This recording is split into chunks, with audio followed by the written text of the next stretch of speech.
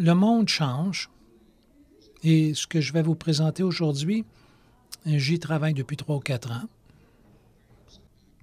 Mon expérience en ingénierie et en fabrication et agriculture sont bien sûr très importants. Et c'est ce qui a donné naissance à ce projet.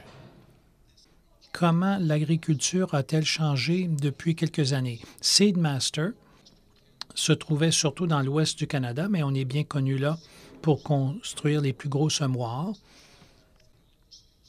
Mais tout ça a un prix.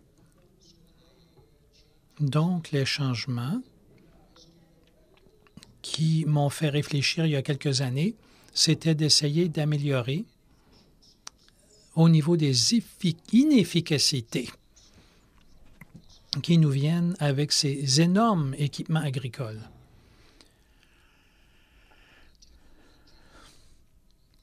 La technologie a évolué, bien sûr, en même temps. Et en même temps, le monde de l'électronique nous a amenés à une place où, le plus souvent, le producteur est assis en train de simplement regarder un écran. Les points de départ avec des étoiles que Seedmaster en particulier, sur lesquels il s'est concentré. Il y a plusieurs automatisations de l'ensemencement qui ont mené à ce projet. Donc, est-ce que plus gros est vraiment meilleur? Voici une liste des problèmes de grossir. Il y a aussi une utilisation supplémentaire de carburant qui vient avec de la machinerie de plus en plus grosse, carburant à l'hectare. Donc, quelle est la prochaine étape? Je pense que 100 conducteurs, ça s'en vient. Quand on regarde l'évolution de l'industrie automobile vers les autos autonomes, il ne fait aucun doute que la technologie existe pour éliminer le conducteur de la cabine. Donc, repenser, quand on pense à l'agriculture dans l'ensemble, est-ce qu'on va construire un tracteur sans cabine, comme sur la gauche, ou est-ce qu'on va réinventer l'agriculture au complet pour pouvoir le redessiner de la base? Une partie des calculs rapides ici sur l'inefficacité d'être plus gros, c'est un calcul que vous pouvez faire vous-même, mais simplement le temps de remplissage lui-même quand on regarde ces grosses pièces de machinerie. Et je ne sais pas si ça s'applique ici, mais en Saskatchewan, notre client moyen cultive 5 000 à 25 000 acres. Et je suis convaincu qu'il y a des différences là-bas dans le type de culture et leur taille. Mais une des choses qui fonctionne avec ce projet, c'est que ça s'adapte à toutes les fermes. Sur les grosses fermes, bien, vous avez tout simplement davantage d'unités. Tout devient plus rapide et plus efficace quand on a une plus petite taille. Donc, l'objectif sur lequel je me suis concentré, c'est d'augmenter l'efficacité pour tous ces facteurs. Donc, la question, à savoir l'opérateur a-t-il besoin d'être dans la cabine? On a utilisé du AutoSteer et des moniteurs à distance comme celui-ci depuis des années. Et c'est ce que le producteur surveille quand il est assis dans la cabine. Et avec DOT, c'est ce que le producteur voit. S'il a une tablette dans son camion ou à la maison, il peut observer l'opération comme s'il était au champ. La façon dont DOT fonctionne, il y a un chemin qui a été planifié, il y a un logiciel qui va pré-planifier la circulation pour chaque pied carré du champ.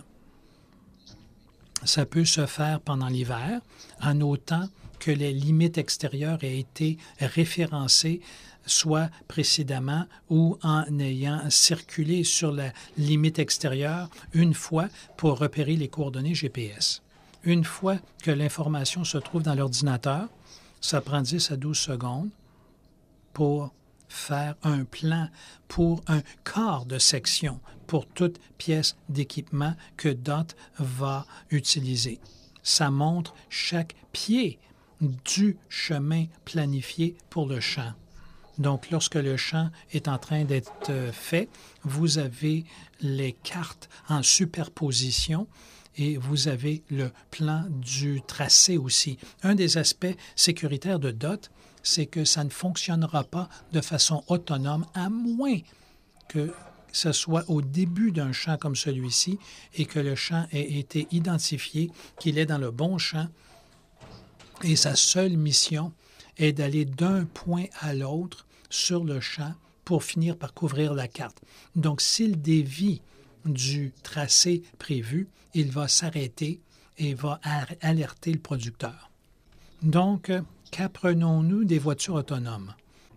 L'apprentissage de la machine, l'intelligence artificielle, le coût qui diminue de l'électronique et toutes les sondes qui viennent, les sondes de sécurité, qui viennent dans l'opération des autos dans la circulation et les autoroutes à 6 voies,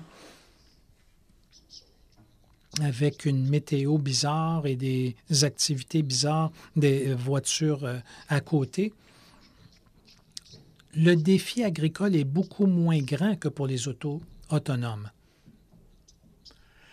Avec une voiture autonome, s'il y a de la confusion, on ne peut pas arrêter au milieu de l'autoroute. Mais une anecdote, c'est que mon chauffeur de taxi de l'aéroport hier était le pire chauffeur que j'ai jamais rencontré. Il s'est presque arrêté à plusieurs reprises parce qu'il s'endormait et qu'il déviait d'une voie à l'autre. Et la circulation passait de chaque côté. Donc, j'aurais préféré être dans une voiture autonome. Mais malgré tout, j'ai réussi à me rendre à destination en toute sécurité. Il y a beaucoup de prévisions au niveau des véhicules autonomes, au niveau de quand le changement va se faire. En agriculture, je pense que le changement va être encore plus rapide que pour les autos parce qu'il y a beaucoup moins de dangers et beaucoup moins de réglementation. Il faut gérer le transport des appareils de type DOT d'un champ à l'autre, mais dans le champ, c'est une propriété privée et il y a des questions de sécurité qui nous permettent de savoir qu'on peut rendre l'agriculture autonome beaucoup plus sécuritaire que la conduite humaine. Donc, les projections que moi j'ai sur la vitesse de progrès est probablement plus ambitieux que ce que l'on voit à l'écran. Il y a des gens partout dans le monde qui travaillent sur l'agriculture autonome. À ce que je sache, on est les seuls qui travaillons sur quelque chose comme DOT, qui est une plateforme autonome conçue pour utiliser différents équipements. Je l'ai déjà décrit, la planification du tracé qui est préétabli. Il y a une chose de bien au sujet du plan de déplacement. Le producteur peut le voir l'hiver ou il peut faire en sorte que ses fils ou filles fassent la programmation informatique et analysent la façon la plus efficace de parcourir le champ. Il peut changer la direction d'ensemencement ou faire toutes les modifications qu'il souhaite. Et il peut même le faire quand il est même trop vieux lui-même pour conduire un tracteur. Ça nous donne beaucoup d'avantages. La facilité de chargement de l'équipement, c'est le premier point. Comme vous pouvez le constater, c'est un U ouvert et quand de l'équipement y est inséré, la quatrième patte du U est verrouillée pour créer un cadre qui est solide au niveau structurel. C'est capable, au niveau structurel, de se déplacer sans équipement, mais une fois que l'équipement est verrouillé, ça devient très rigide pour toute application au champ. Donc, quand ça se déplace pour charger de l'équipement, ça se déplace dans la direction que vous voyez sur la photo. Donc, l'équipement, où ça passe par-dessus l'équipement. Et l'équipement peut dépasser des deux côtés. Quand c'est dans la position de réception, il y a 4 crochets. Vous pouvez en voir 1 ou 2 du côté ouvert. Il y en a 2 de l'autre côté aussi. Il soulève l'équipement dans la position d'accueil. Il y a 4 grosses valves quand ça entre dans la position de réception. Il y a des ouvertures où c'est enclenché. Et avec la pression hydraulique, ça devient un équipement unifié. Le chargement d'une pièce d'équipement prend environ 1 minute, minute et demie peut-être,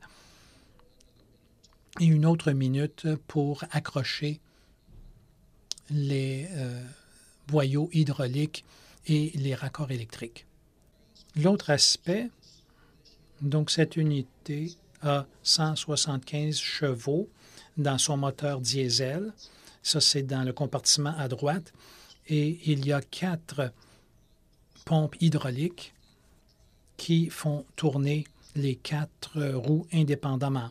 Donc, la traction est très bonne. Il y a un bon contrôle du braquage, conduite aux 4 roues. Donc, ça peut circuler de façon beaucoup plus agile que tout tracteur. Et ça, c'est la direction de transport. Une fois au champ, c'est une activité d'environ 5 secondes pour le faire passer de la direction route à la direction champ. Donc, la direction champ, c'est 90 degrés par rapport à ce que l'on voit ici. L'autre aspect que nous avons ici, c'est qu'il y a un essieu à droite. Les 2 roues à droite sont sur un essieu mobile qui peut s'adapter aux différences du terrain. Donc, les 4 roues, une fois chargées, ont des pressions équivalentes au niveau du sol. Donc, ça aide au niveau de la traction, du braquage, des roues et tout le reste. l'U ouvert est capable de transporter n'importe quelle largeur d'équipement, mais aussi jusqu'à 30 000 livres de produits. Donc, c'est conçu pour transporter une grosse charge. Le moteur est un diesel Cummins et la prochaine version qui va sortir au niveau du contrôle des émissions va être plus près de 200 chevaux. Il y a 2 séries de tailles de roues qui viennent avec.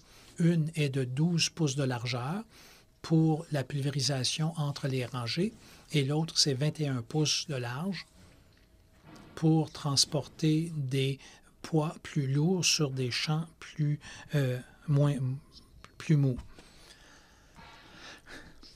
L'unité peut être contrôlée de façon autonome ou à distance. À distance, il y a un appareil mobile où l'opérateur peut le diriger, l'accélérer, le ralentir, faire les activités d'installer ou de désinstaller l'équipement.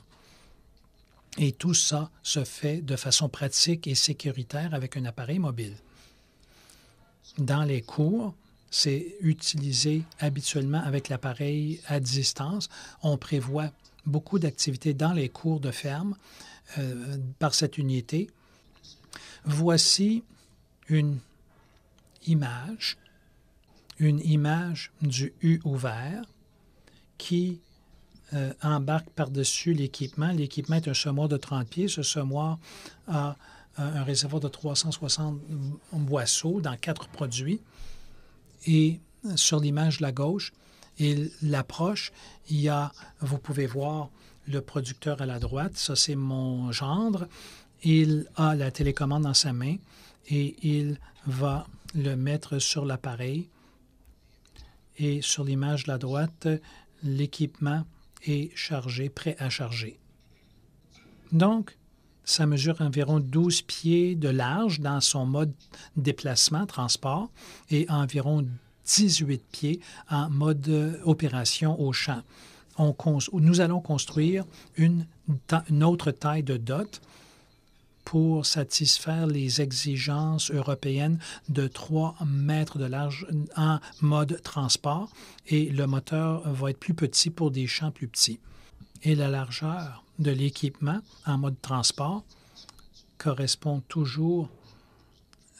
Donc, la grosseur de l'équipement ne change pas la dimension de transport parce que l'équipement rentre toujours entre les essieux. Donc, qu'est-ce que DOT peut faire?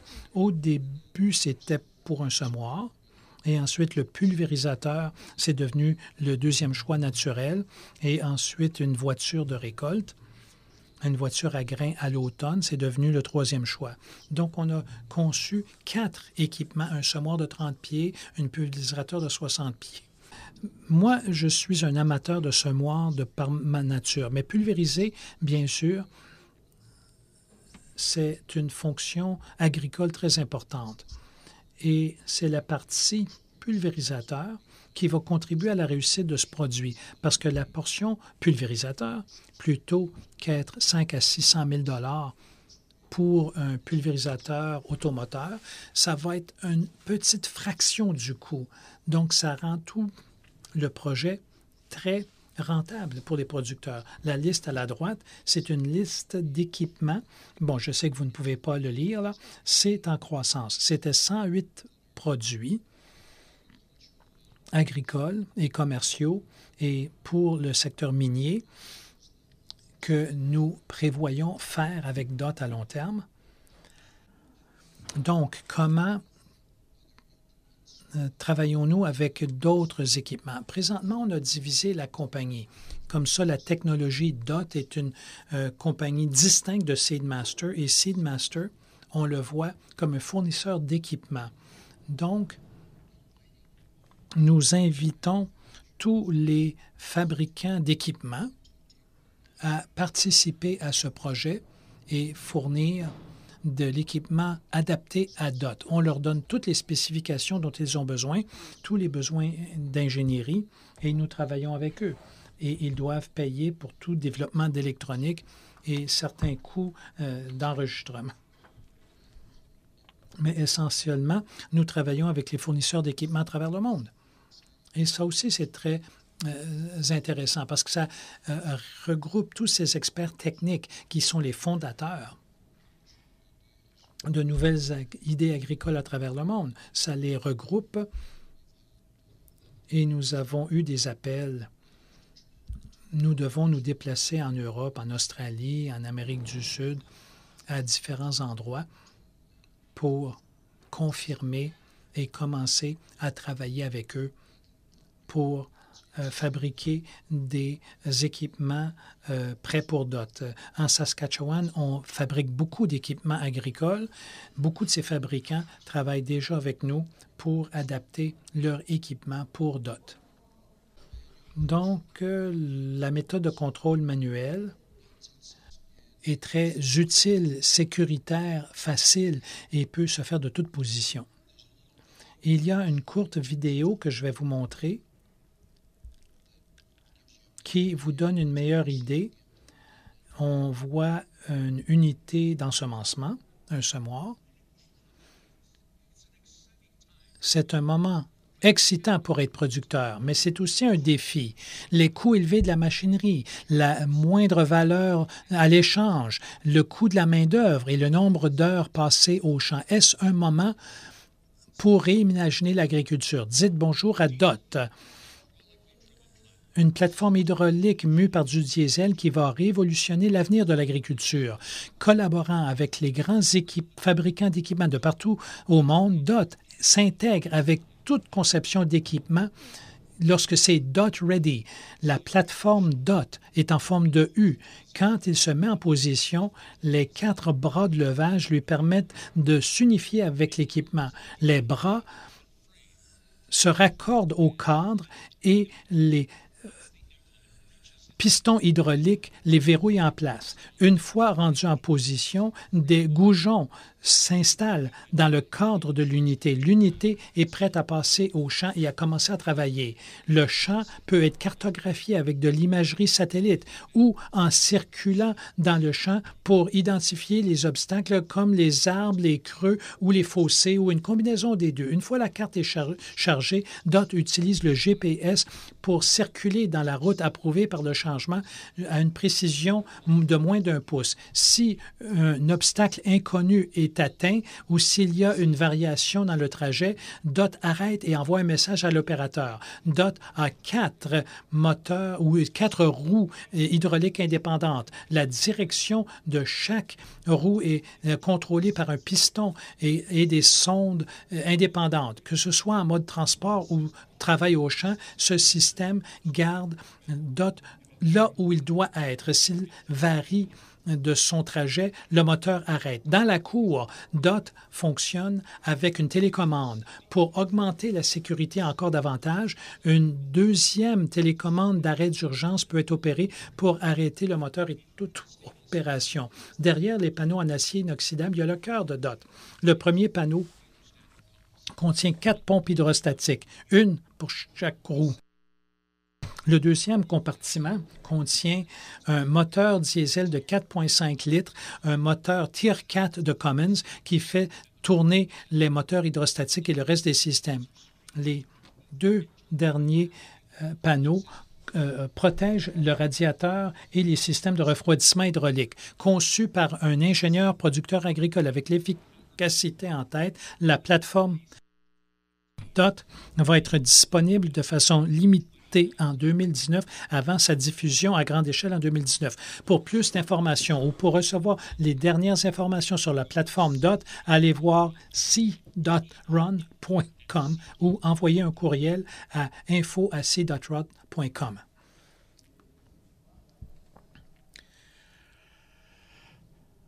Tout ce projet aussi s'est prêté à la question: que fait-on du modèle de détail agricole actuel? Nous envisageons différents modèles de vente au détail où il y a un groupe d'ingénieurs et de technologues qui peuvent donner du soutien à distance. Nous croyons que si c'est suffisamment bien construit pour utiliser le modèle Tesla, de ne pas avoir beaucoup de concessionnaires, mais beaucoup de gens sur le terrain qui peuvent aider les producteurs et beaucoup de soutien à distance sans avoir les coûts d'avoir des concessions à tous les 30 ou 40 000, comme c'était le modèle en Saskatchewan dans le passé. Donc, les efficacités que nous allons reprendre grâce à ce système, ce sont des efficacités de la normalisation, de la standardisation. Formation standardisée, toute l'électronique est la même, les méthodes de collecte de données sont les mêmes, les pièces de rechange peuvent être standardisées avec tous les petits fabricants et bien sûr, on va améliorer l'efficacité de toutes les pièces de remplacement. Vous n'êtes pas obligé de vous souvenir de quel type de filtre tel tracteur exige. Et l'évolutivité de tout ça est telle que ça peut correspondre à n'importe quelle taille de ferme, simplement en augmentant le nombre d'unités. Sur les petites fermes, 1 unité. Sur les grosses fermes, 10 unités et plus. Un des problèmes en Saskatchewan, et je ne sais pas si c'est le cas ici, mais les producteurs d'élite veulent toujours le meilleur équipement, les modèles les plus récents. Donc, à tous les 2 ans, ils font un échange de beaucoup d'équipements. Et les concessionnaires sont surchargés d'équipements d'occasion de qualité. Et ça crée un problème chez les concessionnaires parce qu'ils doivent toujours diminuer la valeur de cet équipement d'occasion de qualité. C'est mauvais pour les fabricants et c'est mauvais pour les producteurs parce qu'en bout de ligne, c'est le producteur qui paie pour la dépréciation. Donc, le producteur qui achète le nouvel équipement paie pour la dépréciation. C'est peut-être bon pour l'acheteur d'équipements d'occasion. Donc, avec ce système, il n'y a jamais de problème de fermes qui grossissent. En Saskatchewan, il y a beaucoup de fermes qui grossissent. Donc, une année, ils sont bien équipés. Le lendemain, ils sont sous-équipés. Donc, ils doivent faire un remplacement de l'équipement. Avec DOT, ils ont simplement décidé d'ajouter une unité supplémentaire s'ils en ont besoin avec le temps. Donc, les avantages économiques généraux sont une réduction des coûts en capital avec la plateforme autorisée, les équipements, les unités combinées vont coûter moins cher que d'acheter neuf aujourd'hui. Une diminution dans la consommation de carburant, moins de main-d'œuvre, davantage d'agriculture de précision, de meilleures méthodes de collecte de données. Donc, interrelation de toutes les opérations, achèvement des travaux plus rapides et heures de fonctionnement sécuritaire plus longues. Un gros changement dans le style de mode de vie également, plutôt que d'être assis dans le tracteur 14 heures par jour, un producteur peut faire autre chose. Il peut enseigner à son fils ou fille comment lancer une balle ou les aider avec leur orthographe, etc. Une femme à la maison avec de jeunes enfants peut participer dans la surveillance de dot et s'assurer que ça fonctionne correctement dans le champ directement de sa cuisine. Donc peut-être qu'on est rendu à un moment où on est prêt pour un autre changement. Et je reviens à ce dicton de Buckminster Fuller. Est-il le temps de rendre le modèle actuel désuet et repenser à l'agriculture dans son ensemble? Par curiosité, à quoi on peut s'attendre comme prix de lancement? OK. L'unité mobile, on a un prix approximatif pour les 4 pièces d'équipement que l'on fabrique. Et le prix combiné va être moins. L'unité mobile va être environ 250 000 $ US pour l'unité de déplacement et avec toute l'électronique. Et ce que l'on fait au début, c'est qu'on prend un dépôt de 1 000 $ pour toute personne qui veut être sur la liste d'attente d'ici les 3 à 4 prochaines années. Ils choisissent l'année de livraison et c'est un dépôt remboursable. S'ils décident de se retirer après la publication du prix final ou des spécifications, ils peuvent se retirer.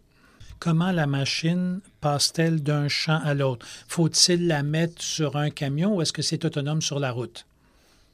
Donc, nous avons construit 2 remorques, une pour déplacer l'équipement et une pour déplacer l'unité DOT avec l'équipement. Donc, les remorques sont faciles à charger et décharger parce que les rampes sont déjà installées. Donc, si c'est plus qu'1 000 ou 2, c'est très facile à déplacer par remorque. On travaille avec les autorités du ministère des Transports. Bien sûr, on peut utiliser la télécommande. Donc, ça peut se faire par une personne. Mais éventuellement, je pense que les règlements des autoroutes, si on a toutes les caractéristiques de sécurité des voitures autonomes, une fois que les voitures autonomes seront légales, on pourra le faire probablement nous autres aussi de façon autonome. À l'heure actuelle, il n'y a aucune réglementation, donc on ne sait pas si on a le droit ou pas. On travaille avec le ministère du transport de la Saskatchewan et ils sont très heureux du projet. Ils voient ça comme étant une façon de sauver des vies à long terme. Avancées qu'on voit dans le domaine automobile sur les moteurs électriques et les batteries électriques, est-ce que vous prévoyez un jour où les moteurs et les batteries seront assez performantes pour ce type d'équipement? Il y a beaucoup d'intérêt à aller électrique à cause des voitures électriques. Il y a tellement de puissance utilisée pour une activité agricole qu'à l'heure actuelle, les batteries seraient trop lourdes, plus lourdes que l'équipement et l'unité mobile ensemble, et beaucoup plus cher. Mais on ne doit pas agir jamais. Il y a une possibilité que ce soit du diesel électrique, comme ce qui est utilisé sur les navires et les locomotives. On étudie ça également comme étant une méthode à l'avenir, plutôt que d'aller en mode hydraulique. Quand vous dites que vous copiez le modèle Tesla, est-ce que ça veut dire que vous allez prendre des commandes, vous n'aurez pas de concession comme telle, vous allez construire sur demande. Donc, il y aura moins d'immobilisation pour vous. Oui, on va construire sur demande, sur commande, et au fur et à mesure qu'on développe des territoires, il y aura des centres de distribution et pour voir la machine. Donc, ça va dépendre d'où la demande nous vient, à savoir si on va s'établir d'abord à Regina, oui, probablement. Mais que ce soit Calgary ensuite ou Montréal, ça, on ne le sait pas. Est-ce qu'il va être possible d'utiliser plusieurs unités dans le même champ? Oui, c'est évident qu'il y aura plusieurs unités dans le même champ. La même tablette peut superviser toutes les unités dans le même champ. Les unités sont aussi équipées de caméras. Donc, la personne avec la tablette peut voir ce que l'unité voit, à la fois pour son propre fonctionnement, de même que pour l'environnement autour. À la récolte, les opérateurs de batteuses ou de camions peuvent avoir une tablette de contrôle pour pouvoir l'envoyer de la batteuse vers le camion, par exemple.